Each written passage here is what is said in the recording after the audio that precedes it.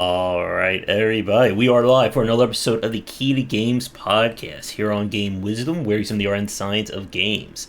I am Josh Placer, and joining me, my co-host, indie developer who's currently working on the game Samurai Pig, Joshua Reyes. How are you doing? I'm doing great, my man. It is a busy week for me. I've been knee deep in Unreal Engine 5, so been working a lot with that. I have a new quad monitor set up now, so I have four monitors set up for a lot of production. So I'm getting used to that. That's awesome, and it's also my daughter's birthday, so a busy week. So happy birthday, Mal. So I got a busy week, and I know you've had a busy week yourself, Josh. What's going on? Yep, I have officially gotten the contract signed for my RPG book. I am waiting on getting the final confirmation for the deck builder, and then I'll be making my official announcement for the next two books. So it will be a That is very amazing. busy time, and that will also mean for the people who donate or subscribe super chat and so on, I'll be offering the $15 incentive for an acknowledgement in the coming books. So that should be going up, I'm hoping, this week. And as always, I am busy with library calls, library talks, and I've been debating with myself if I want to maybe hire a secretary or someone temporary to do all the catch-up calls, because apparently calling every library in the United States takes up a lot of time. A lot of time. And thank you, Amanda, and thank you, everybody, for tuning in live. And yeah, this is going to be a topic I am really been like chomping at the bit to get to. Yeah, I know you've been ready for this one, Josh. So, You know I've been ready when I do the thumbnail like a day before. Like when I right, when I have that all set, you know that means that I've been wanting to talk about this. for sure. And this is a topic that I'm pretty sure the Josh on this side is going to get into trouble. I don't know about the Josh on the right hand side. We'll see what he says in the next hour or so. But our topic is going to be discussing the challenges of being able to talk about and study game design. And as the thumbnail that I've set up has probably demonstrated, this has been kind of framed around the Elden Ring discussions. Because again, we went 1 week without talking about Elden Ring, so we had to come back to it. Had to. Can't go that long without it, Josh. So it's been very wild seeing the takes of people loving, hating, and everything in between of Elden Ring. And it's also been very tiring to like look this over as somebody who studies and talks about game design. As it's very hard. I think people don't give it enough credit what it means to be able to break down game design. And I have a lot of like different like random thoughts in my head I'm going to be trying to I guess process as we talk about this. So the first thing that I want to discuss, and I want to get your thoughts on this as well as the chat, is that I feel that even today, people still don't give, I think, enough credit to game design as a craft. That specifically game design. Like, again, we're not talking about game dev. Game dev is its own unique aspect of this. And as we've said, like anyone who works on a game is a part of game dev. Whether you are the QA, marketing, art, programming, designer, etc. Yeah, But like so if you want to look at it, yeah, game dev is taking those Lego blocks and putting them together to make a game, but game design is designing, right, your Lego yeah. blocks. So, And that kind of aspect, when it comes to the building a game, I feel that it's still lost on a lot of people. And this is probably the first of many shots fired for this, this let's go. stream. Let's do it. But I feel that even people who have worked on games, people who have been in the AA, AAA space, whatever, still have trouble being able to talk about and process game design. And like one of the things I saw like comments someone left, and of course I'm not going to name names, they were talking about how with Elden Ring it was triggering them and it was ableist to have the game be completely open at the start. And as I read that, my mind just started to like I could feel like my mind seizing up as I was reading that comment. And Elden Ring, I think, is such a good example of a game to talk about because it is such a polarizing and it's kind of like like dropping a boulder into a pond kind of game. Like it's kind of dominated the conversation. It's caused a lot of people to just kind of be completely like I guess like taken unaware as to Right. Elden Ring and Souls likes.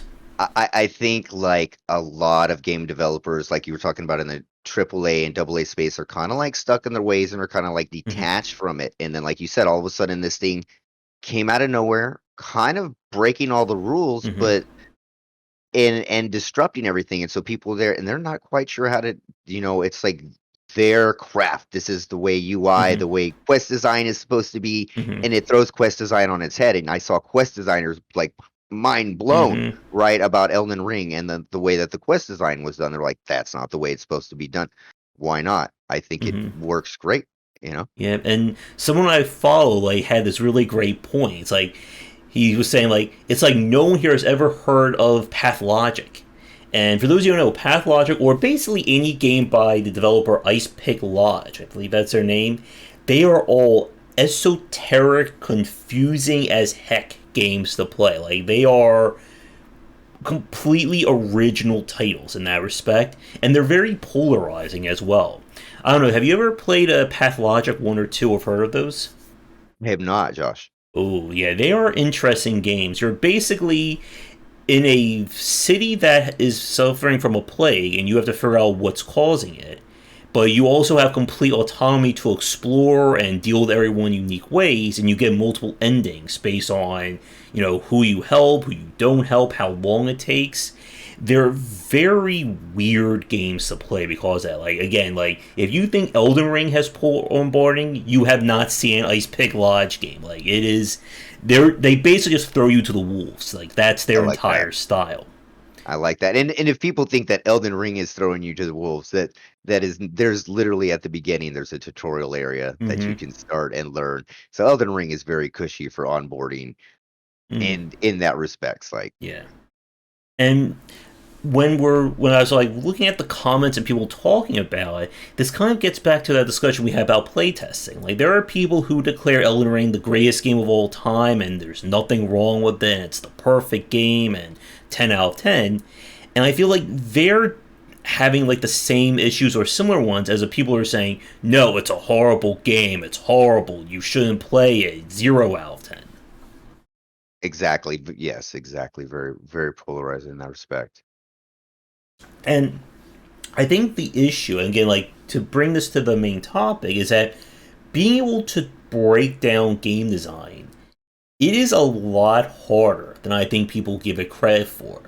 And I think there are several aspects to this. And I think the first one is kind of the difference between subjective takes and objective takes when it comes to video games. As we all know, video games is an art form. It is a medium for highly creative, unique games. And at this point, I think we can put that argument, art games, art, to bed at this point. Yeah, a long time ago. I remember when that first came up, and we Hmm. had like Roger Ebert, was Hmm. it? He was Yeah. talking about how he didn't believe, I don't know if he believed they were. I don't even remember, but I'm glad that's been put together and we understand that Hmm. game development is such a massive holistic approach. I mean, we're Hmm. approaching almost magic type levels. Like we're Hmm. putting on for it to actually all come together and work. It's a massive Hmm. accomplishment to even get a game released. Yeah. But again, you want to be careful. You don't want Bioware Magic, as we Don't want saw the last 2 years that. ago. And as Josh just said, there is that artistic approach. Again, games like Grease, Ori, Disco Elysium, Hades, and many other titles are just very creative expressions, and it's why the game industry has blown up so much over the past 22 years. But in the same token, I think there are still a lot of people who view games solely as art in the respect that you can't criticize art.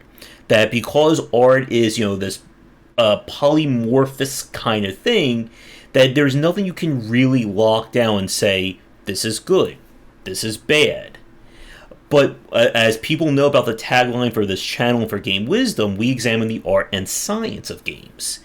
And one of the things that I've been saying for years now is that there is a science. There are hard elements or foundational elements to game design that if you don't know or you choose to ignore, your game is going to suffer no matter how much you want to say that it is an artistic medium and, it is my creative explosion on this world. Right. And see, like, okay, so the main part about it is when we're talking about that is like we need, if you can take all of the things, you take the technology, you take the graphics, you take Hmm. everything out of it, and it's like basically what are you doing, right? What are the, if you can take the game and put it into a board game, for example, right? Hmm. Those would be taking, okay, we're taking these mechanics. And so analyzing those, and I understand how people get really like, especially for Elden Ring, how can you attack anything about Elden Ring? And when they see it like that perfectly, they idolize it and they see it, but there is flaws in that game. That game is not perfect, and there is no perfect game, right? Because if there Hmm. was a perfect game, I think that'd be a bad time if we achieved like perfection in a game. Hmm. Um, we want to keep evolving and keep criticizing and keep understanding the development of games. But yeah, Yeah. And what you just said there is a really good point. Like, there is no one true game. There is right. the perfect game for me, as there is the perfect game for you, Okay. as there's Mhm. the perfect game for, I'm sure, everybody watching this live or recorded. And also like a perfect game for that mood at the time, right? How Hmm. you feel at the time. And then maybe as you evolve, weeks later, you'd be like, why would I even play that game? I don't like it anymore. You move and you change, right? So that's one of the things that we need to keep doing. We need to keep evolving. We need to keep criticizing. And yeah, the one thing that I was kind of a bit astonished about was a lot of AAA and developers that just couldn't take they couldn't understand how Elden Ring came out like that with all the design philosophies. It seemed to turn it on their head. Everything that they've been doing day in and day out was basically said, no, this is the way we can do it this way. Basically taking what people do day in and day out and say, no, we don't even Hmm. need to do it that way anymore. You know what I Yeah. mean? And then on the other side, you have people saying, aha, this is why all those accessibility options and assist modes are worthless. And, look at Elden Ring. People are playing it.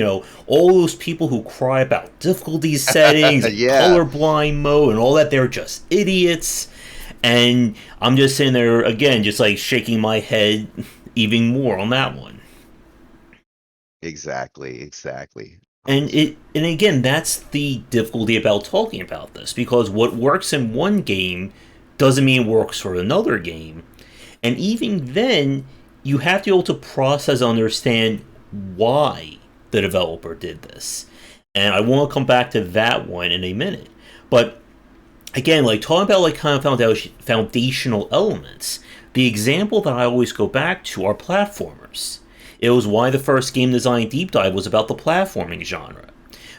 There are at this point thousands of platformers. It is probably the most populated genre in the market. It is one that, again, you can point to any number of examples of, and it's been the kind of bread and butter for a lot of Yeah, developers to start out with, because yeah, they think, definitely. yep, go ahead. Definitely an easy way. Also, definitely an easy way to step your toe into game Hmm. dev because again, there's so many games, so many examples, and so much stuff that you can go in there and kind of like stay in a similar manner and kind of try and push out in certain ways. But it's a really easy stepping point for people to do. One thing I find though is I just platformers are still to this day we love them so much, right? Hmm. That's one what I find really interesting. I was thinking yesterday, I said, what are some of my favorite games? And literally platformers still remain up there as Hmm. as something that I can always go back to enjoy as bread and butter type games. Hmm. And again, it's a genre that a lot of people will view it as, oh, it's easy to make. Just Easy to look make. at, again, just close your eyes and point on Steam, and most likely it's a platformer. Or it could Hmm. actually be a visual novel these days. That's another Visual one that's novel. blown up. Yeah. But even then, like, visual novels is actually another good example. Like, there are people who view visual novels as, the bottom of the bin. It's the easy, it's like the fast food genre that it's quick and dirty. You can make it in a few days. Why would anyone want to spend time on it? But there are people who will defend that genre, and deservedly so, as Yes. a genre that takes a lot to make a good example of. A ton. It is, I mean, just the artwork. If you just consider the amount of artwork Hmm. alone, just required, and then you need a good story. You somehow, with the limited mechanics of a visual novel, you really have to push a story and you really have to do something different. You know what I mean? I Hmm. wouldn't. That would be one of the last games I would try and attempt. I believe how hard it would be to pull it off. But yet again, people perceive it as something so easy to do. Hmm. But again, I think it's probably one of the harder ones to do in that respect to pull off correctly, right? Yep. And that's the magic words right there to pull it off correctly. Because again, like with platformers, that there are as many different ways of designing platforming physics as I think there's, snowflakes during a winter Yeah, storm. definitely. But here's the point. There are elements that go into the best platformers. There's that responsiveness that you need. That feel that when you press the jump button, the character jumps exactly how long you hold down the A button. And this is stuff that can be taught. Like, this is not up for subjective debate.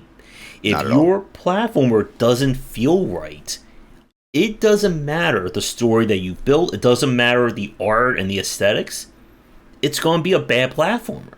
Right. I mean, I can point you to places on the internet that Mhm. show like literal diagrams, Mhm. math, Yeah, physics, how a platform should work to feel good, how it works, and like we have it down to a science for a platformer, yeah, exactly how to do it right. But pulling it off in a good way, that's the hard part. yeah.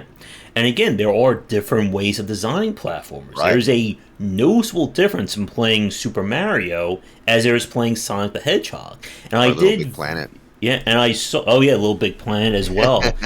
And I went on one of those sites where they broke down the physics of Sonic, and Yeah. exactly how they build the velocity of how Sonic goes up, and the fact that it's built on slopes while Mario is always just a flat plane. Flat plane. Right. And again, and Jerome mentioned Celeste earlier. Celeste is very different from Super Meat Boy, and Meat Boy is very different from Ori. And again, like all those differences, they still lead to fantastic platformers, but they do it in a way that again they hit those foundational elements, so that it's something that we've said a lot here on the channel, that you can break the rules once you understand the rules. And this, I think, again gets back to this discussion that if you don't understand what makes a good platformer, just as a good visual novel or a good Souls like, you're not really going to approach it in a direction that can lead to the game working. Because, like I said, with platformers, I played about 80 or so when I was doing deep dive Yeah. platformers, and a lot of them were painful to play. It's very surprising Hmm. how painful most platformers is Hmm. when it's so easy to go out there and find, like we said, scientific breakdowns of a platformer, exactly what juice and what needs to go in there. Like, coyote time is explained, everything's there for you. Hmm. And you run into games that don't have coyote time or don't have this or don't have that. And it's like those are the simple basics of a platformer. Those are the Yeah. simple things that we need to understand. And yeah, that's something I definitely am always surprised. I'll go try out a platformer. I'm like, wow, they missed so many basic concepts of a platformer. He got like one right. You know what I Hmm. mean? Maybe one part right. Maybe the pixel graphics looks right or the jump feels good, and everything else is missed. Yeah. And again, like you can, and I think again part of the challenge of this is that you can watch 100 different videos on platformers. You can watch 100 different let's plays or speed runs. That doesn't give you the feel, because the only way you understand that feel is if you actually pick up the controller or use a keyboard in some cases I and play. Like, here's another one. I think we may have mentioned this a week or so ago when it comes to UI and UX. Yeah, That they'll use like Z for jump. Or they may put, have a command on bottom D pad down as a critical function in their game. And this is again like stuff, as you said, that it's like bread and butter. It will be like designing a car without steering wheel. right. And And that doesn't really work. yeah, and it's like here's my car with a steering wheel. Don't you like it? I'm indie. There you go. You're an auteur. You design your car without brake pads or wheel. Exactly. And I think this is something that we were kind of talking about a few minutes ago when it comes to examining these games. That part of the challenge of studying game design is that you have to kind of get out of your own head, I think, in a way. That it's not about you. It's Right. yeah, Jerome, the IGF Game Award for that game, the one that has all the controls wrong. But it's about understand. And I've said this before. Like when I study design or when I study and break down a game, one of the things that I try to do is understand what was the intention of the developer. What was the game that they were trying to make, and whether that is a visual novel, a platform, or an RPG. And when we look at it from that, it then turns into, did they accomplish that goal? And for some people, if you're watching this, you may be thinking, how the heck does he know that? How the heck can he, mind read the developer? But again, it comes down to understanding those hard elements. That if you're trying to build a platformer and, the jump physics are completely off, I jump in the air, I have no control, or it just feels a pain to play, then the developer didn't succeed in that front. Just as if they did all that, and let's say the art isn't the best, but they get the physics down, then I know the developer at least succeeded on the design point. And again, this gets at that difference between game dev and game design. That you can have a really well designed game that unfortunately may not be commercially successful or market friendly, just as you can have the reverse of that. Exactly. Exactly. And like to talk more about this with some of the games that we've played, that there are a lot of games that I enjoy, but I also understand why they didn't break out into the mass market. And I think I think this goes back to what we were talking about when it comes to discussing criticism, that there are a lot of people who don't like to critique games, especially if it's a developer critiquing another developer's game. And there is a right and wrong way, I think, to analyze games like this. As we've said, that, saying this developer was stupid, lazy, they didn't know, that doesn't help No. anyone. But you still have to be able to say, okay, this, and this did not work. Like, these Right. things took me out of the game, they completely mess with it. I always equate to kind of like a record scratch. Like, if you're listening to a very great song, Jamming out. yeah, and it was like, it just messes What with the you. UI was? Oh man. Yeah. And we talk about this, Shark and I, when we discuss like pain points. That every pain point in a game is like that record scratch. And if there's too many of them, people are Death going by to 1,000 leave. cuts. Yeah. Yeah. And Yeah. oftentimes, and I think this again gets back to studying game design, that if you have one pain point, it usually means there's another one and another one. Another one. And it's why we oftentimes praise developers like Nintendo, like Valve, or even Blizzard in their heyday, that they really get what it means to, make a well-designed game. Right. So design and then well polished, right? Mm-hmm. Taking the design and then polishing it well. I mean, I don't like to talk about Blizzard too much right now, but they would take a lot of designs like just that already existed and just and polish it Mm-hmm. perfectly, their games. But that's all I'll say about that. But Yeah. yeah. Um, yeah, go ahead.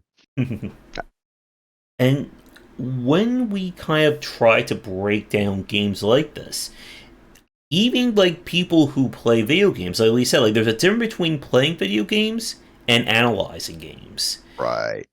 And this kind of like when we have our discussion about fandom and toxicity in that regard, I mean we can certainly bring up a lot of examples of people who will defend anything in a game, whether it's good, bad, or indifferent. To the death, man. I got a comment on my review of Fear and Hunger, which is a very brutally difficult, very unique roguelike. And I called the title, I said it's fairly unfair. And some people got that idea, some people didn't. Someone left it, it's not fairly unfair, you just suck at the game. And like, I enjoyed the game. Like, this was ultimately a positive review. But Right. again, people cannot get past, oh yeah, if I do decide to do that video about Elden Ring being the best, worst Souls like, oh goody. I can't wait for the comments on that My one. favorite. I'm waiting for that one.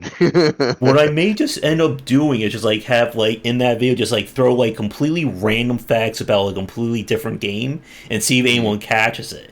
Like this is the open world of Elden Ring, and you do need to carry the knife to avoid the zombies that are coming at you Right, in Resident Evil, and just see if right. anyone will catch that. That would be good for April Fools. Hmm.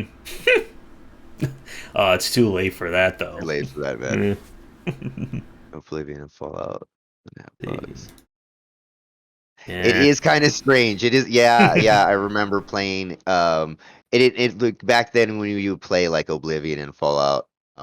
You just felt like that was a part of the game. The bugs were Hmm. there. It was kind of, back then we kind of accepted it a little more, I think.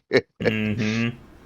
Yep, and again, that's how another aspect of this is that game design has certainly changed over the Mm, past 15 to 20 years, and a lot of that has been from the independent space.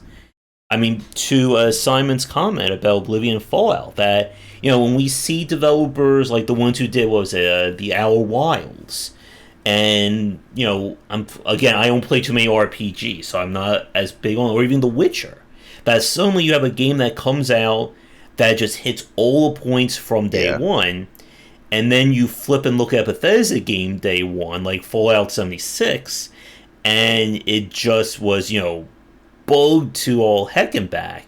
And the days when people can, joke that off and say, oh, well, that's just Bethesda being Bethesda. not anymore. No, because we have Not anymore. developers saying, hey, we can release a giant open world RPG and our game doesn't crash when you try to play it. Right. Right. Yeah. I mean, you have something on the scope of Elden Ring. Day one, rocking pretty good, except for the PC Yeah. ports and stuff like that.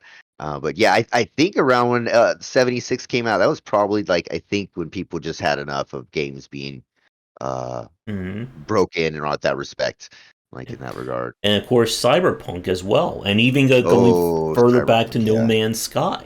No Man's Sky. That was wild, yeah. I feel very bad for that team at that Mm-hmm. time. They're doing well now. I mean, they still kept it going. A lot of those games, like Cyberpunk, is still doing really good. Like Mm-hmm. it's amazing that games can really have such a long tail now. Like Oh, Cyberpunk, yes. just all those games. It's just amazing. I think they just released a new patch, and I saw an article saying Cyberpunk is finally the Mm-hmm. game it should have been. And I think we're what, 2 years in? Yeah. And I've been hearing a lot of good stuff about Fallout 76 these days, that a lot of Yeah. people are really enjoying it. Yes, that's right. And again, though, that gets at kind of this problem that, yes, it's great that those games are working and good now, but they probably shouldn't have been released in those original states to begin with. Right. And this is again that challenge you have to understand as an indie developer that what one company does and what works for them doesn't mean you should copy that, down to the dots on the I's and crossing the T's. And like this is something that I said in my in the piece I just wrote about the baseline experience. That there's a lot of people again who are going to be picking apart every point about Elden Ring, and they're going to try and use that as the banner for whatever point they make. Again, going back to people saying, okay, who needs approachability or accessibility? Because look how well Elden Ring did. Yeah. But again, Elden Ring is not the same as your game, and Right. Only Elden yeah, Ring probably can do it, right? Elden Ring mm-hmm, is one of the only, and and one of the reasons they can do that is because people know that that's how the game is going to be, right? All the mm-hmm, previous Souls games were esoteric, mm-hmm, onboarding wasn't that cool, you know what I mean? So mm-hmm. it's kind of expected, so they can do that, but you an indie dev can't. It's a lot harder for you to just release a game in that kind of state, like that Yeah. esoteric, or yeah, it's not going to work. And even then, like we said, there are people who don't like Elden Ring, and that is perfectly fine. But being able to explain it, again, getting back to this idea of being able to study and speak game design, is very hard. Because if you just say, Elden Ring sucks because I don't like it, yeah, that. Why don't you like it though, Mm hmm. right? Yeah. Why don't is it the speed of the combat? Is it the animations? The what mechanics of it don't you like, right? And a Yeah. lot of people just take their emotions of it, like we're Mm saying, hmm. and instead it's become an emotional argument about video games instead of the underlying mechanics and the underlying design of it. And I think Exactly. that's one of the points that's really getting to you, right? Yeah. About, yeah, about design. Exactly. And that again is where this definitely comes in. That I can make I think I made like what, like a 2,000 word plus breakdown of Elden Ring. Yeah. And I'm sure somebody out there was going to put something saying, "Oh, why are you attacking Elden Ring? Or you're just trying to attack the developers because they're popular." I'm like, Mm, "No." And like people have said that about a lot of stuff that I write, that I'm attacking the developers when I make a review or if I say something negative about it. I'm like, "No, like I'm just talking about the design." And it is hard, I think, again, that a lot of people, both in and outside the industry, don't quite understand what it means to talk about design as a craft. And I always like to equate this to like people who build cars, like actual car designers, like someone who will actually sketch out a car and then right. will build it from scratch or whatever. That you can look at a car that has a fancy paint job or, looks beautiful with perfect lines and think, oh, that car is perfect. But then, you could look under the hood and find that the engine is mismatched. And again, it's missing brake pads. And it's, from a mechanical standpoint, just not all there. Yeah. And that's kind of where I go with talking about game design. That, again, like to Elden Ring, that I enjoyed the first half of it. Like, very few complaints there. But a lot of my issues occurred probably the last 25 to 30% of that game. And that's where it really nosedived for me. And there are people, I think I got a few comments from some of the people on Discord who were like, when they started playing it, oh, Josh, why are you having all these complaints about? There's nothing wrong with it. And then they got to the same point that I was like, oh my god, like, what is wrong with this game? Josh, you were Right. right. Right. And yeah, because I didn't think I got there either, and I was like, no way, blah blah blah. And then when you get there, yeah, you like the article you read wrote about it, all your points about it were pretty salient about the game Yep. design. It's the balancing at the end. I can see how it'd be really hard to balance, and then with the Hmm. weapons and stuff like that. But again, we could just go back to like how Bloodborne kept it simple with like the weapon designs and like choices. You only had a few choices, trick weapons and stuff like that, and you have a lot more expansive. Just so many options that you can choose. I think it's hard to balance it at the very end there. Yeah. And to Malwinius's comment, yep, the digital age has also changed a lot of what people expect about game design. And Yeah, again, we big could time. certainly have another 2 hour discussion about live service. If that's not on our list, we may come back to it again. Yeah, for sure. Yeah, it should be on the list. Yeah. And yeah, um, like Go ahead. to your point about like Bloodborne and Elden Ring, that it's oftentimes, again, very hard to kind of separate the emotion from the mechanical layer. Like God of War 2018 is another good example. Hmm. That there are people who will not stop talking about the story, and deservedly Hmm. so. It's a really great story. Great story. Christopher Judge, nailed it as Kratos. But I had a lot of systemic issues with the progression system, with the gear, and the combat. So if I try exactly Pug, and boy, a lot there.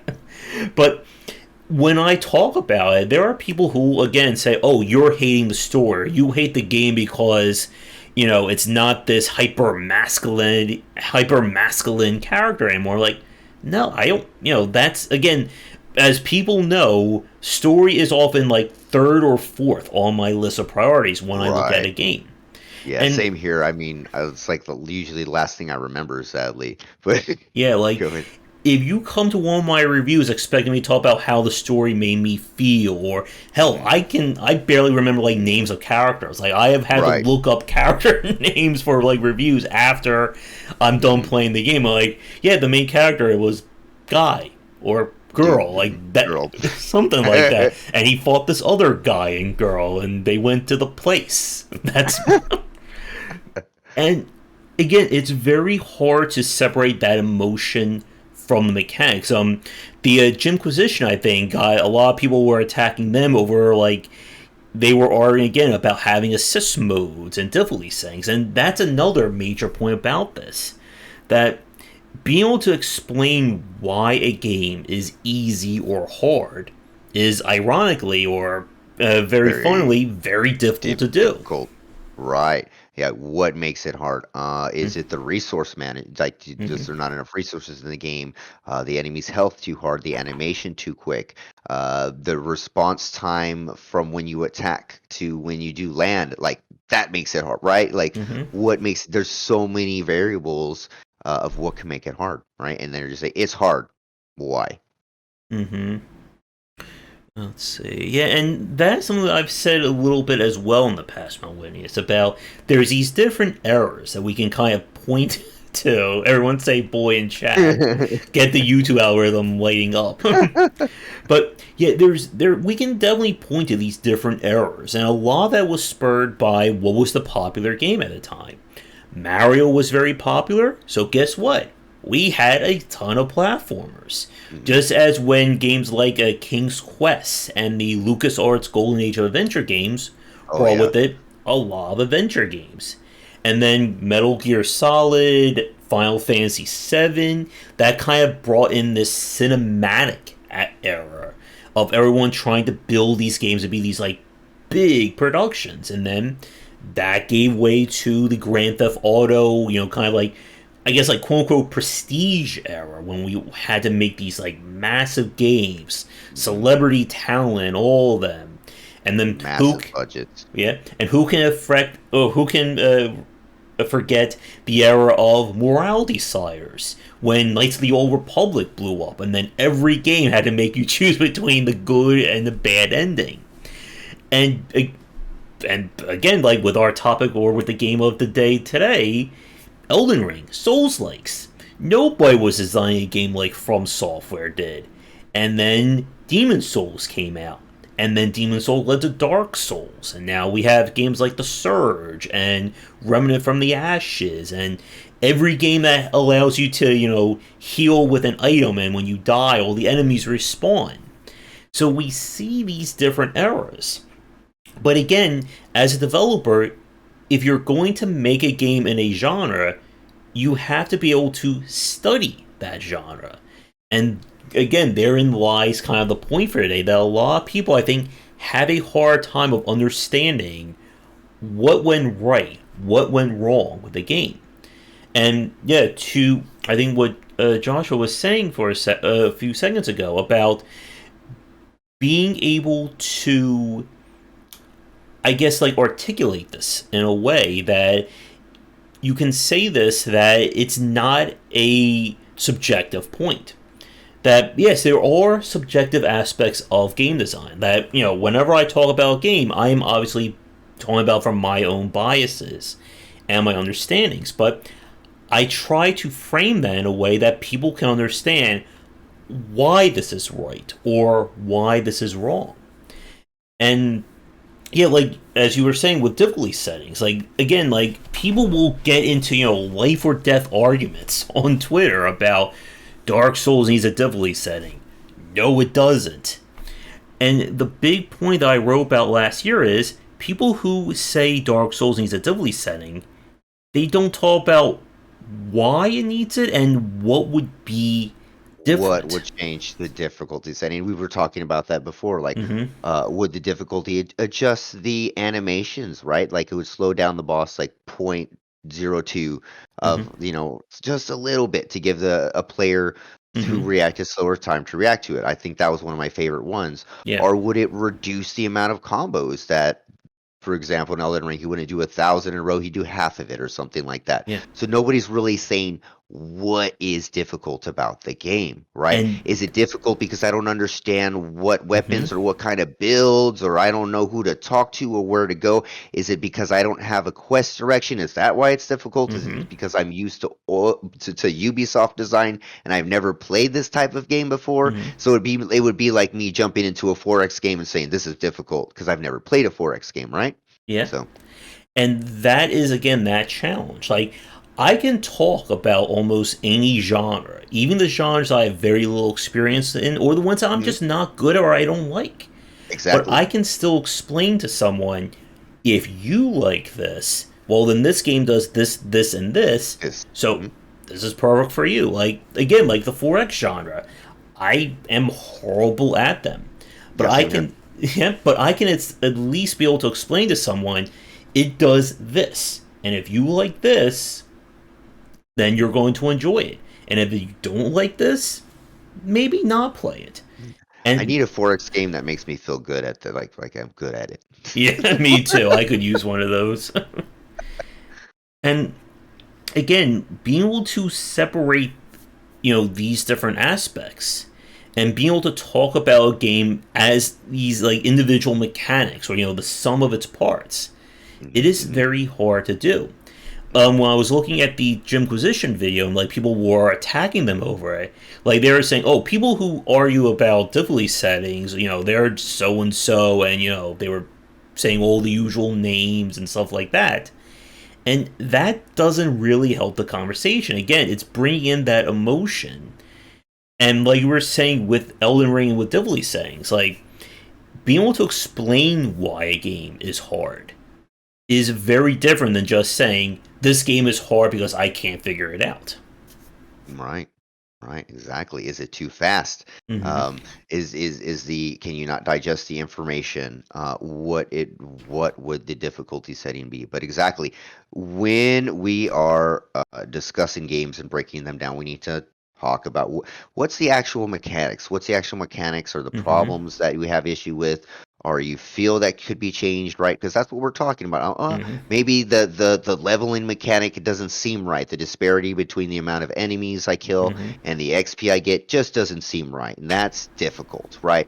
That's something that you could Yeah. discuss. But if you're saying, but again, coming at it with emotion and stuff, you really got to take out a lot of your ego and a lot about how you feel about the game Mm-hmm. when you're trying to talk about it. You know what I mean? Yeah. Because there's kind of like two modes when you're playing a game. You're playing a game Mm-hmm. or you're analyzing a game, and I don't know about you and me, like sometimes I'm Mm-hmm. kind of in both modes, Yep. trying to enjoy it while I'm analyzing it or trying to analyze it while I'm enjoying it. It depends. But you have to be able to do both. You know what I mean? To analyze it. Yeah. And it's hard. And again, it's why we say that once you start studying design and looking at these Yeah, systems, you can't really turn it off at that can't turn point. it off. Yeah, And that's yeah, it. like I've been playing video games now for 36 years, but Hmm. I can tell you that I didn't really start studying and analyzing them until maybe 2010, 2012, like right around the time of starting Game Wisdom. Right. For a lot of the times, I was like, I Yeah. knew when I was younger because I got into game dev. I was like 7. I was programming. Um, but I was still playing them more than I was analyzing them back then, right? So it was still there was a lot of like if Nintendo like when I was a kid, if Nintendo came out with a game, how dare you even say anything about this perfect Oh, game, right? yes. Right? You know what I mean? So it was almost a schoolyard mentality about it, with it. Well, still to this day, actually. And Hmm. I lost my train of thought, but anyway. And being able to, again, like, to understand the mechanics. Like, here's a very popular example that I'm sure any developer who's worked on a live service game has probably had to deal with. Trying to get balancing suggestions on a new character or a new piece of content, Wow. especially if it's a competitive game. Yeah. Because, I'm sure all the competitive players want to give you their completely non biased approach of whether something is overpowered or too weak. I've seen like bloodbaths in forums Oh. about League of Legends characters or Smash Mm-hmm. characters, like just what? Yeah, yeah, Mm-hmm. There was that piece about how I think a Call of Duty developer got death threats because they yes, changed the attack speed by like yes, 0.001%. yes. I actually had one of my friends call me. He's like, "Did you know that?" And I was like, "Whoa, bro, I think you need to Mm. calm down." Yeah. And and even like as developers, it can be hard sometimes to, again, like we said, take that feedback. If you remember another good example from Hearthstone with the Miracle Rogue strategy that was so overpowered that they had to change that, and this was like for like the first 6 months of Hearthstone. Yes, yeah, the first 6 months, right? Hmm. And it's hard as a developer again to know, do people are people criticizing this because of an emotional standpoint? Oh, you broke my favorite character, or my Hmm. favorite build doesn't work. Or are they saying this has completely upended the game? And I And know. for example, in like a competitive game, if Mhm, like they nerf the player that not their player, they love that nerf, right? And they're gonna be, oh, that's great. The adjustment was needed mhm, again, right? yeah. So But if you nerf my my character, character, then it's the end of exactly. the world as we all know it. Exactly. And so again, having to take out instead of saying, okay, well they nerfed the character, what happened? What was the reason for it? Stepping back and Hmm. analyzing why. And again, it's not always the best as game designers. We are moving so many variables and things around and changing and listening here, listening there. Is this feedback correct? Is this change going to work? And even if we implement the change correctly, what domino effect is it going to have Hmm. from there, right? So, Yep. And and even as exactly, buff Paul, you just everything. buff Buff everything. everything. Just Yep. buff everything. Exactly. And it's hard because even as a developer, you may make a mistake. And we've seen games that have had developers have to walk back certain decisions. Because Mhm. I think that's another point about this. And this is even harder to figure out. As a developer, you're not infallible. And there are developers out there who, again, they will refuse any feedback, any Right. critique is just, somebody hating the game, somebody who's, not a fan, they're ill informed. And Right. again, like as we've said, like when it comes to getting feedback, hearing somebody say your game is horrible because you're a lousy developer gives you as much critical feedback as someone saying this is the best game ever, 10 out of 10, I loved it. Yeah. And Can't do anything with either one of them. but developers like to hear the latter a lot more than they like to hear the former. Definitely. Definitely. But I mean, again, and we've said that before. If you only hear positive feedback while you're developing, you're probably in an echo chamber because no game is perfect. There's always issues. It's Yeah, definitely. Definitely. But yeah, so we need to be able to criticize and dissect our games, and no developer's infallible, and also no developer is lazy Mm-hmm. or what's the other, or stupid. There's Stupid, no yeah. stupid. There's no lazy developers. I guarantee you, any game developer, any designer, they're some of the hardworking people like you've met. Mm-hmm. They are they live, sleep, dream, breathe, whatever. It's always it's in their blood. We're always doing this.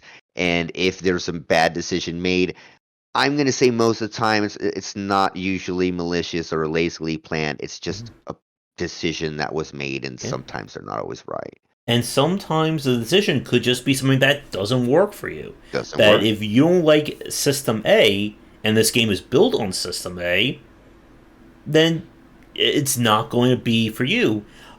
But again, that doesn't necessarily mean that it's bad.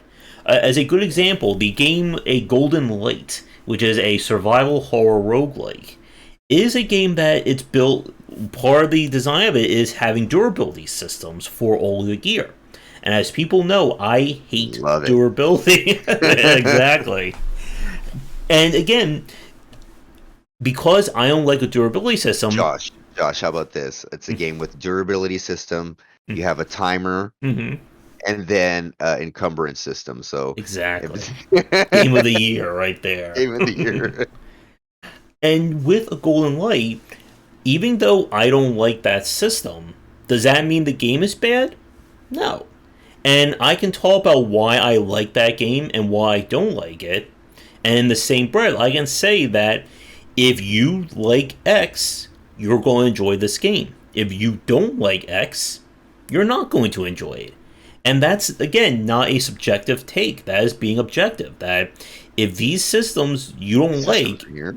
and it isn't, this game is completely entwined, integrated with it, the game's not going to work for you. And there's nothing, again, there's no shame in not liking a game because of a mechanic or a system preference. Exactly, exactly. And again, take the emotions out when we're Mhm. analyzing games, and so that way we can understand the craft better and we can get deeper involved in it. I'm kind of here Ah, and there about encumbrance. Sometimes I like it, sometimes I don't. It's yeah. more durability systems. Like that's the one that's the hill I will die on that I just do not Yeah. like. I agree with you 100% there. I would like if anybody in chat could name me a game that had a good durability system that actually made sense. Um, hey, there had maybe like in an MMO where you would level up the ability to repair your weapon also at the same time, so you could fix your weapon and then maybe I don't know. I don't know. Someone name me a good durability system. But yeah, I'm with you on that on weight systems. In some games it works, right? Maybe like in, I don't know, a thief game or something where you could only carry so much or whatever. It makes sense as a mechanic. It's just I could either way. It depends on the game for sure. But it's not something that durability has no place in games. So And again, it's very hard as a developer, or as we're reviewing these games, to separate the developer from the game itself. And with some of the indie games that we've played, as we said, like there are games that have issues to them, but I don't criticize the developer, I criticize the game. yes. And those are often, again, two very different aspects. And a lot of people, again, will focus on the developer. That if you don't like the game, then surely you don't like the developer. And this also kind of creates like the other side of this is how developers are affected, right? How many developers want to, because of this effect, how many developers are not putting their games out there to get play tested because they're Mm-hmm. afraid of the backlash, because they're afraid, oh, we were just a stupid, lazy developer. You don't know anything. And it's literally their first game they're making in Game Maker or something, and they're trying it out. Mm-hmm. So it's kind of also creating a toxic environment for game devs to try Yep. and get their work out there because they're going to get massively assaulted. Like I know personally myself game devs who don't release certain things Mm-hmm. because they're afraid it's just not up to par when I'm like, yeah, that's way better than something I've posted. You know what I mean? Like, for me, I always believe in posting all of your work, everything that you're doing, but because we're not analyzing games in the proper way, we're instead assaulting the devs, death threats, like you said, and putting it all on the devs when, like we said, this is an art, this is a magic form, this is a medium. Um, and so it makes it really it's making a toxic environment, I think, for again the toxic gamers, the whole thing. We Mm-hmm. probably get into that one day, but yeah, so if Mm-hmm. we could critique games in a better fashion and take our egos out and how we feel about them, I think that would lead to better game design, all around. Gamers will understand better how Mm-hmm. games are made. Game developers will understand better. We'll all work together. All boats will float. Mm-hmm. And about this idea of studying game design, again, like this is something that I talk about in a lot of my library talks about the reality of game development. That there's still this, I think, misconception that game design and game dev are inherently one and the same. That if you know game dev, surely you know game design. And that is obviously not the case. And like this is something that again, like for the students or teachers, I don't know if we have any watching this live recorded, that I still don't, or I still haven't heard of too many examples of an actual game design course. Yeah. Again, not game dev, not programming, not art. I'm talking about actually studying game design. And I've been trying to get, I'm wrangling in times for like two teachers who are teaching about like different aspects of game design. Or they've had classes. I want to pick their brains about It'd be what it's great. like to study game design in the classroom. And it is again that aspect of why this is different from the other points. Because again, you have people making videos saying Elden Ring is the greatest damn game or Elden Ring is the worst game. And it's very hard to understand, okay, is this just all opinion? Like, where are the facts? Because you Yeah. can make a 10-hour dissertation on a game, that doesn't mean I, you actually understand what went into yeah. that game. I read, okay, got 2 points here. I read a few, like a lot of hot takes. No, I wouldn't even say hot takes on Elden Ring, and everybody that was what their dissertation was not even getting into what the issue was. It was just merely how they felt about the game Mhm. while trying to make it like they were talking about the way that the game was designed. It was just merely how they did not like it, but Mhm. not what was wrong with it, right? And I Yeah. think, uh, uh, okay, so the difference, again, let's make sure the problem that people are having between game design and game dev is like the actual, we're putting it together. I'm coding, right? I'm coding, Mhm. or we're making the art, but the design is, how's everything going to interact? How big is our Mhm. play space? How much health is this person going to have? How much resources are we going to do? And you're designing the play space, but the dev is just merely constructing it, right? It's Mhm. constructing it, knowing how the tech works, Mhm. knowing how the sound and all, and how that the import, the Mhm. pipeline, how are we going to source control everything? None of that has to do with the game designer. Has to know none of that. Mhm. Game designer is Game designer could make the whole entire game on a piece of paper and Mhm. say, here's the game, Mhm. and then the game developers take that and we develop the game, Yeah. right? So if you want to break it down to that essence, It's kind of like the difference between if someone is constructing the blueprints for a right, house right. versus the actual construction team Construction who team, puts that all exactly, together. exactly. And again, like to get back at, to kind of discuss more about this idea of studying game design, that I think there's still that conception that if you study game design, you are just the idea person. You're not the one who's, fundamental in the success of this game. But I think what we have learned, and this I think another point talking about like schools and people doing game design today, is that having that background of understanding game design is very important. That it is worth its weight in gold if you're trying to build a successful game. And like one of the things that I talk about with students and people today is that the kids and the graduates who are wanting to get in the game industry today, I think they're in a far better place knowledge base wise than the people who are part of major studios who have been in the industry for 10, 20 plus years, because understanding the fundamentals of game design again is different than, let's say, working on a 5 to 10 year AAA game dev project. Yeah, yeah, and a lot of what happens when you're working like on those long projects, you're kind of siphoned and put into a bubble because you're only really working on that project. You're working with that technology that is set Mm-hmm. with them for a while, and you kind of get disassociated from what's happening because you're just a cog, right? It's a Mm-hmm. giant machine. You have 200, 300 devs around you, and you're just doing a small part, so you forget like Mm-hmm. the whole thing, and you believe this one, your world gets smaller in a way. Yeah, you're working in a bigger game, but your world does get smaller in your understanding of it in a certain way, I Yeah. believe. And here's the I'm not sure how many shots fired we're up to in this cast, I but don't think it's enough, Josh. yeah. Well, here's another one then.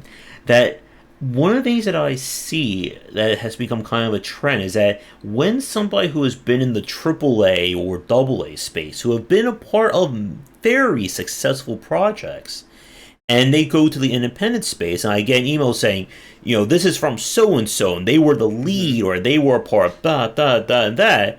I play their indie game, and Yeah, it's oftentimes worse yeah. than a game from somebody who this could be just their literal Little second, third, or even second, just their third, yeah. first serious Hmm. game dev project. Yeah, because before you get that first one, they might have made like a little small few Mm-hmm. prototypes they released, and they say, okay, now I'm ready. But definitely, that I have seen so many. They come from the giant, biggest Call of Duties and the Blizzards, and they Mm-hmm. come down to the indies, and it's the worst thing you've ever seen. They have no idea what's going on. They think they can take because it's too different. Yeah, it's game Mm-hmm. development, but making a Mm-hmm. massive size game and making an indie game, those are two completely different worlds, right? Mm-hmm. And even if, like, in some cases, as you said, it could just be like a complete overblown of the scope. My first title as an indie game, I'm going to make a completely open world, procedurally generated, 10-year space opera. Or it could just be, again, that oh, I saw so and so making this game. Surely it's easy. Surely. I've been a part of all these major projects. Surely I can do something, with my background. And again, it oftentimes ends up being a game that just looks and feels bad to play. And I have played games from many developers that have said, "Oh yeah, this is my second game," or "This was my first idea to make a game like this," and it is on point. It may not look the best, it may not have the strongest aesthetic, but the design is certainly there. Mhm. And again, that design comes from being able to study these games. And Right. you don't need, you know, a college degree. You don't need to have 10 years working in electronic arts to study game design. I believe in you, Pug. There you go. And Indeed, indeed, and again, one more time about and when you are working in like the AAA space, you're kind of sitting there at your desk, and maybe I don't know, texturing the characters, and that's all mhm, I'm doing. I'm a texture artist, or maybe I'm a mhm, story writer, and everything else is happening around you. All the other cogs are spinning, and you have no part of that. You have no understanding of that. So yes, while you're there and you're in the environment, you're not really touching every aspect when you're working in a large project. Working on a smaller project, you literally wear every hat. Or if you're the mhm, solo one, you're all the hats, mhm, right? So you have to study. You have to understand everything. You have to understand how the sound works. A guy coming from AAA, he won't might not understand what texture sizes I need or how to make this perform, which is again game dev, not game design.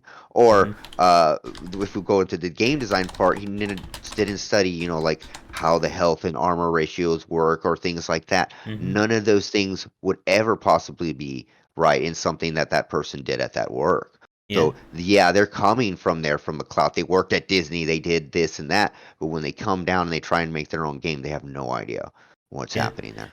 And again, I also want to clarify that this is not throwing shade at texture No, artists or no, programmers or no. QA. Those are essential aspects of game dev.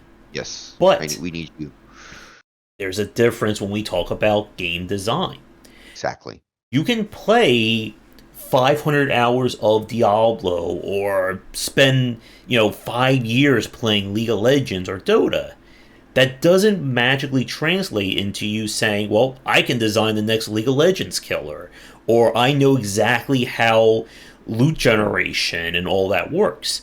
It can help, but again, it's that difference between playing a game and studying a game. And while, yes, we can play, again, like for myself, like when I play a video game, I don't play games, I think, as long as a lot of people would generally expect. Unless it's a game that I really enjoy, I can usually see everything I need to in a few hours. And I was again, gonna ask you, Josh, do you have like do you take notes when you're playing, or is when it's do you have usually a certain regimen? usually it's just like all in my head, and It's all in your head. I'm just like building it and just like trying to think about this game because I usually find like stopping and starting really like messes with me. Like I usually have to like Right. I either have to be in writing mode or I have to be in gameplay mode or game analysis mode, Yeah, and because like I found I couldn't stop and yeah, write. It would stop me, and then I would get lost. So I'd have to play it, and then yeah, afterwards, if I wanted to do a word dump, then I'd do the, yeah. afterwards.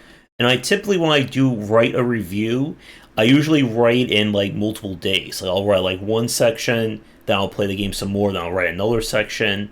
Like I can't like it's rare for me to just sit and write like an entire review in one sitting these days. Because typically I will find something else out, or I'll play more to see if, did this point that I said actually, came to pass, or, maybe I was Ex wrong in that first. exactly. Was it just a feeling I had that one day? That's Mm-hmm. good. Let it marinate a few days, so that way it's definitely more composed, Mm-hmm. full idea of the game. That's very excellent. Yeah. And to talk more about like the study aspect, that one of the great things about being in the independent space is that adaptability, that ability to be flexible, to go, okay, yes, games are like this, but what if I do it like, this way?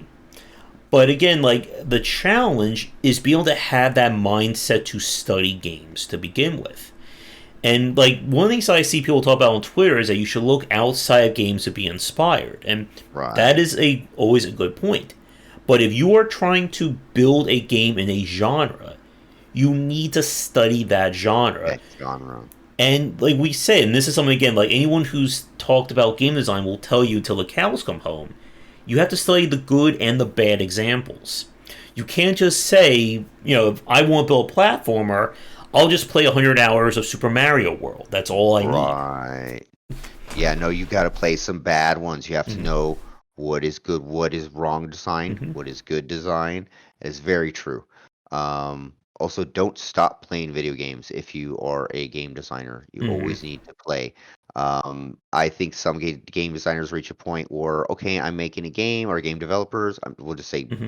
devs, and they don't play anymore because they're working on the game. But I think you need to play, Mm-hmm. especially if you're working on a genre, play the genre you're working on, just so you can be, keep feeling it, keep playing it, because I know game dev takes a lot of time, and Mm-hmm. so sometimes you don't always get to play it. Please keep playing. So like we were talking about, you need to know how that platformer feels. You Mm-hmm. need to know how the hits attacks feels, or Mm-hmm. how God of War attacks. To know, was that good or not bad when you're breaking it down, so that way when you're designing it, you know what you need to change, right? Yeah. And like with people not playing games, another point about this is you have to study the market.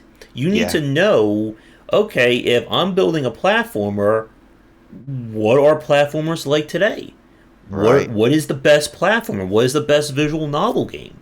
Because if Right. you, yep, It's not sorry, it's not exactly that smart. Like, I love shooters, so I'm gonna be like, I'm gonna make it just like Quake because that was the last shooter I played.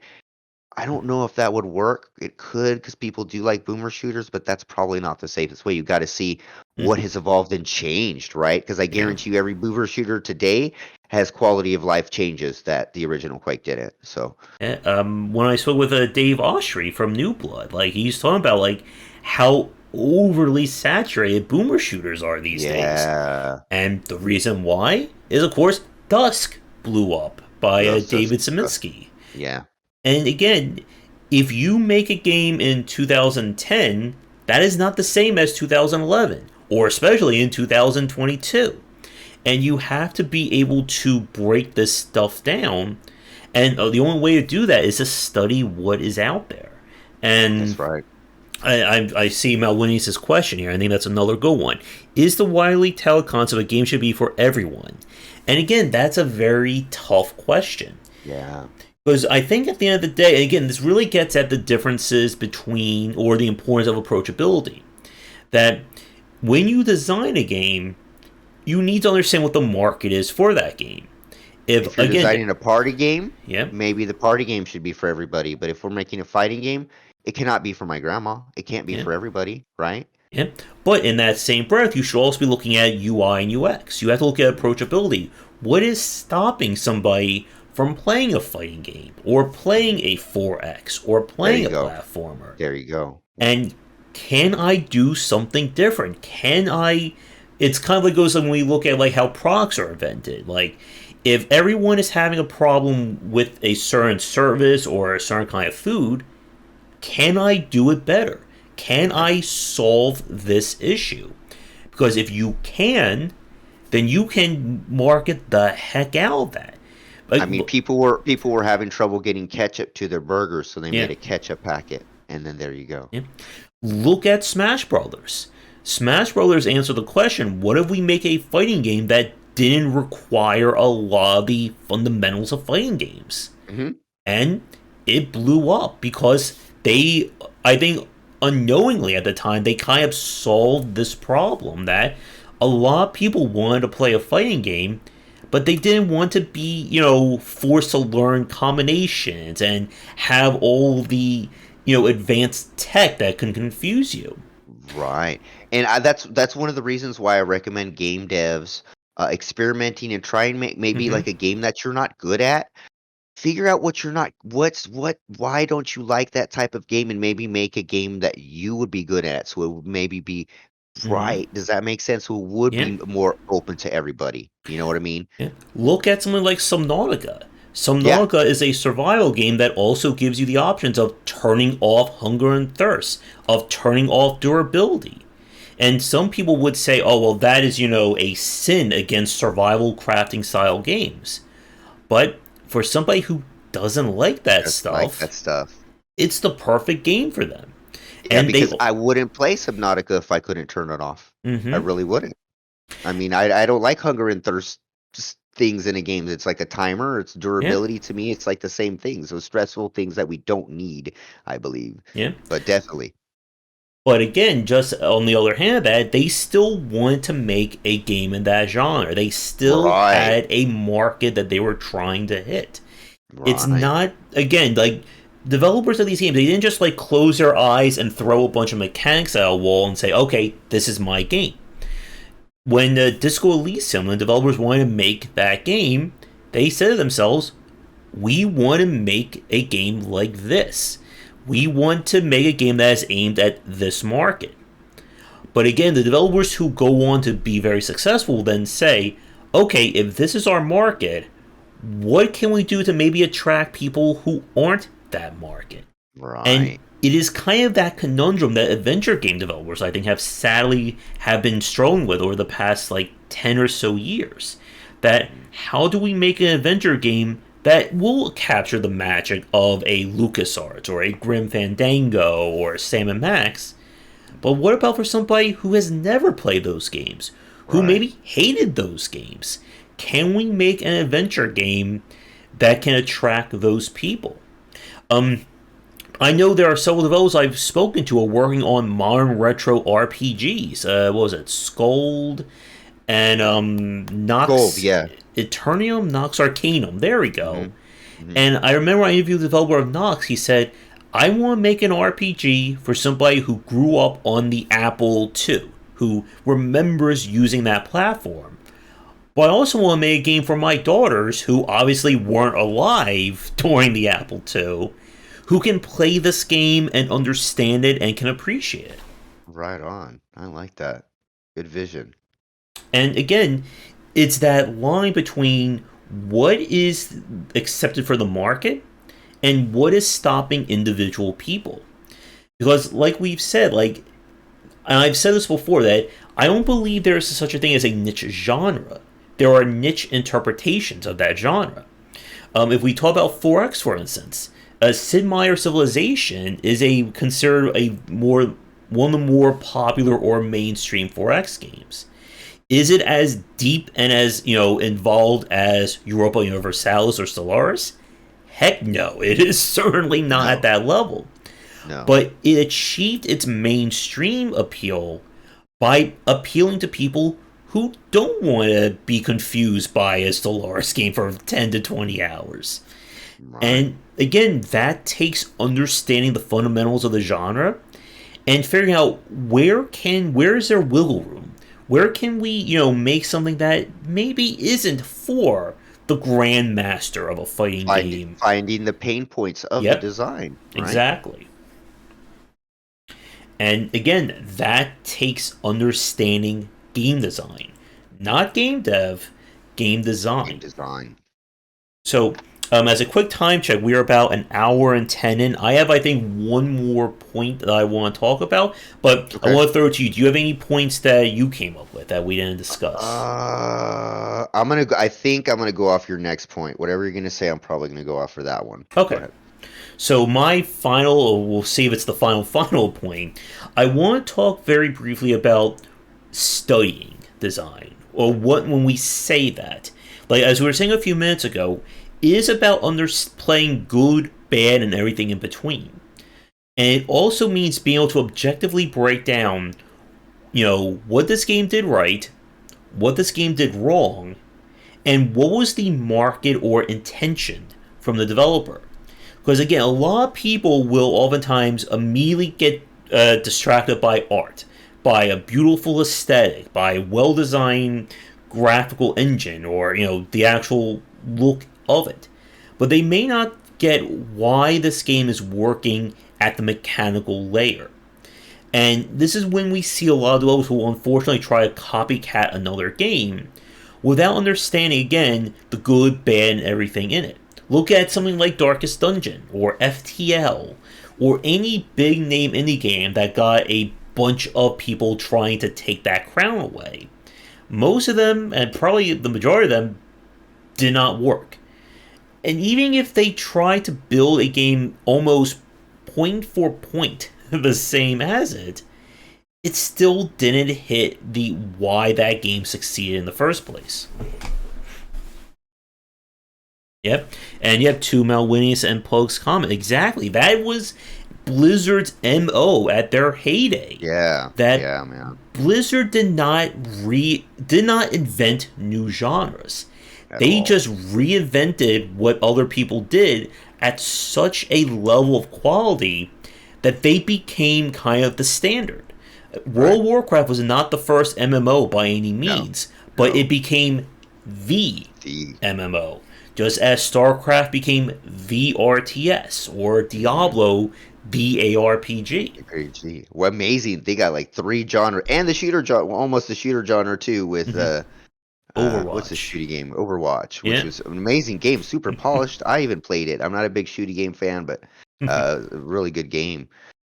Yeah, the old Blizzard was really good. Again, when you're just taking Mm-hmm. when you understand the design, okay, what is it about the RTS? And they looked at the RTS, looked at the pain points, figured what worked, what doesn't work.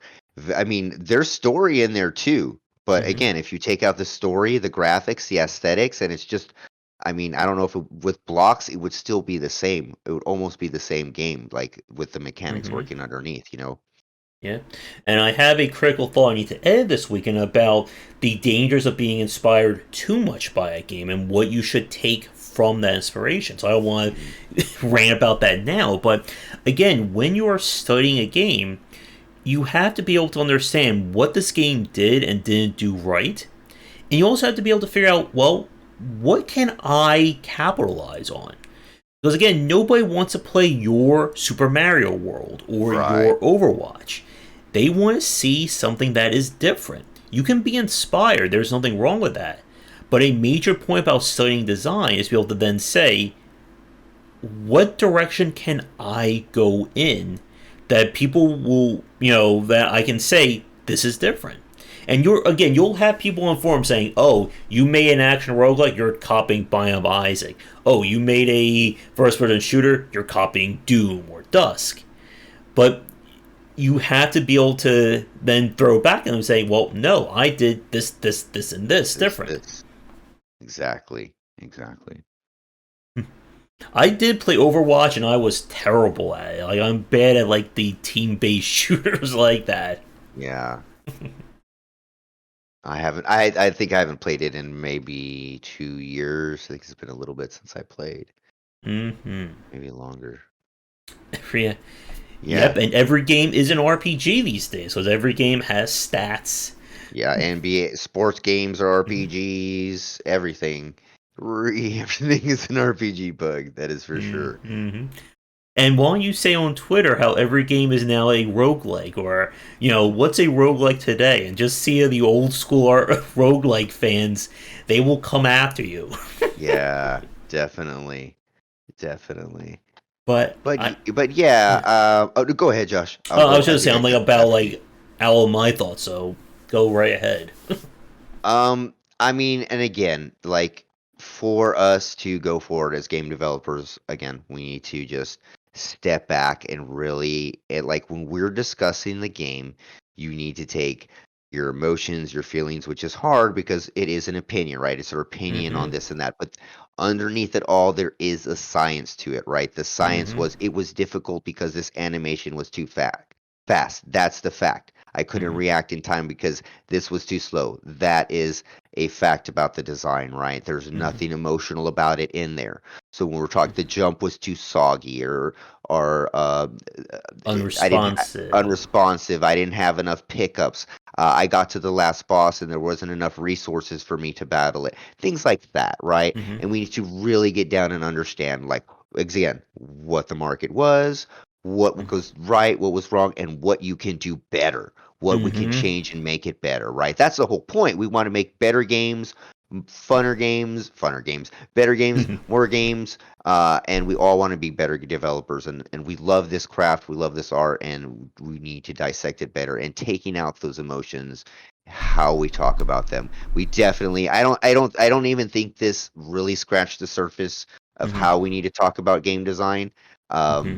I think we really need to get more into about it so that way people can definitely, we need people to have to understand the vernacular, right, of Mm-hmm. how we discuss games and how we do that. And I think that was more prevalent. That would be a lot more positive for the game dev community in a whole. Yeah, and it's definitely a frustration because you see a lot of people on YouTube and Twitch talking about games, but again, they can make a 5, 20, 30 hour long video. That doesn't mean they actually understand the mechanics and the fundamentals of it. And they literally might have said nothing other than, "Oh, this part was so lame," and this was Mm-hmm. part bleh, with no no understanding again of the fundamentals of the mechanics or the genre, like Mm-hmm. the tenets of the genre or anything. So I still remember watching a review of someone who started saying they were reviewing like the blood one of the Bloodstain. I think it was a second platform. It was like, I don't play indie games. I always thought they were just nothing but Mario and Donkey Kong clones.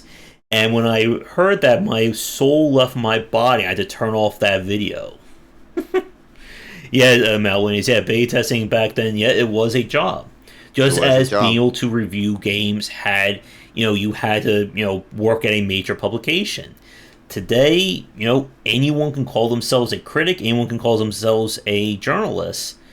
And Yeah. the problem is, it's hard to find credible sources. I like to say that I'm credible, but I'm sure somebody will say, I'm a fake or I don't play video games. No, you're man, you were one of the most credible ones I know. This Josh plays games every day, streams them, talks about them every day.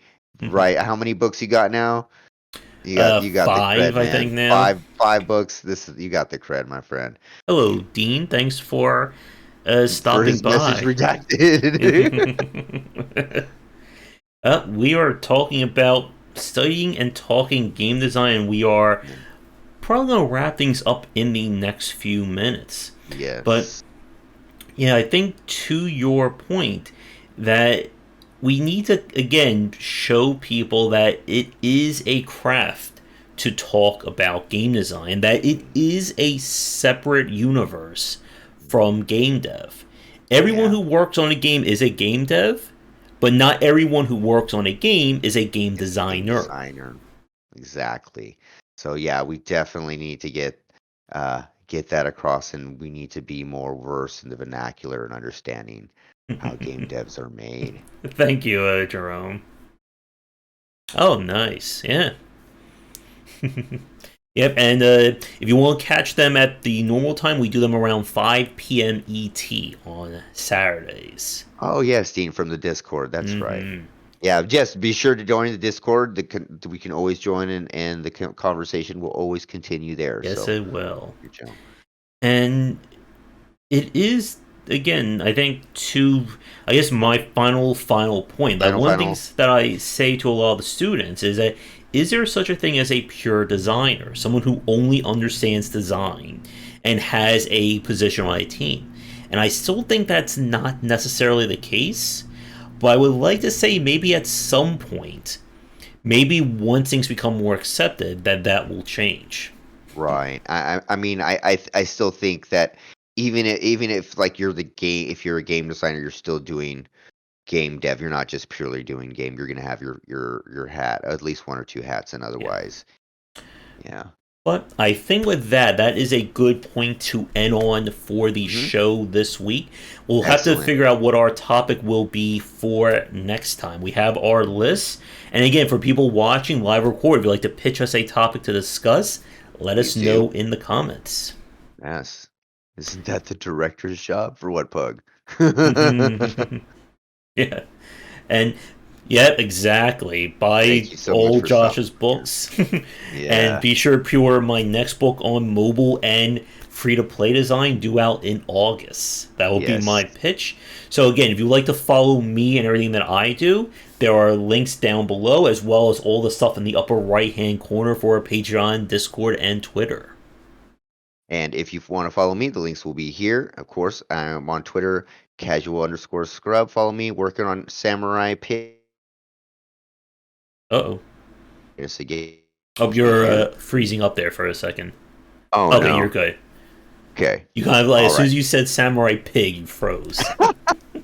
You two may your game name may be cursed on YouTube. Cursed on YouTube. But yeah, if you want to say that again while you're not Oh frozen again. yes. Okay, so unfrozen. So anyway, if you want to follow me, the links are always there below.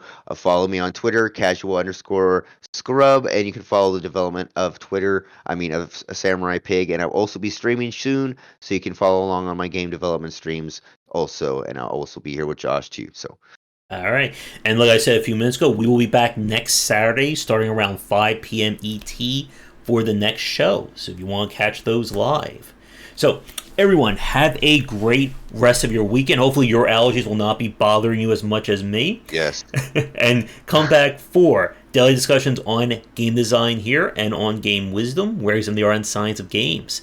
And until next time, take care. we'll see ya.